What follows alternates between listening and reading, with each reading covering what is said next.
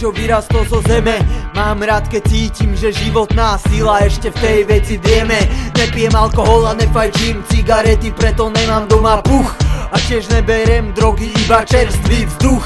V zdravom tele sídli totiž isto 300 krát zdravší duch. Mám lepší zrak než pred rokmi a tiež lepší sluch. Lepšie vnímam chuť, hmad, čuch. Pretože nejem meso celé presiaknuté stresom, zo smrti moje zdravie nesmúti. A keďže mu dávam čo potrebuje, tak veselí sa. Čerstvé šťavy z ovocia a plody zeme sú jedna z výsad, čo mi udelila zem. Orechy a med jem bez umelých prísad a nejem pre zábavu, lebo jedlo je liek. Tak vraví Ajurveda, preto nerobím si napriek. Keďže nie som otrokom, chvíle žijem bez výčitiek. Že vraj sám si to, čo ješ, preto dávam bacha tiež.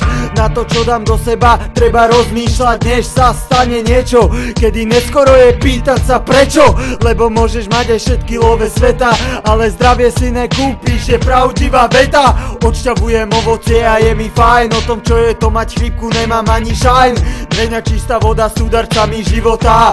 Travím jak babetko, mám rád, keď dobrota je na mojom tanieri. Lebo zdravie je dar, stravovací kalendár mám na papieri. Chcem žiť so svojím telom a myslením v miery, preto snažím sa zanechať pažavosť a slepé prejedanie sa tým, čo mi chutí. Väčšina konzumnej populácie sa iba životným štýlom približuje k smrti. Kopa nevychovaných ľudí tu vychováva deti. Nová generácia starne rýchlo, jak ten čas letí do tiel. Pchajú si mŕtvoly a smeti.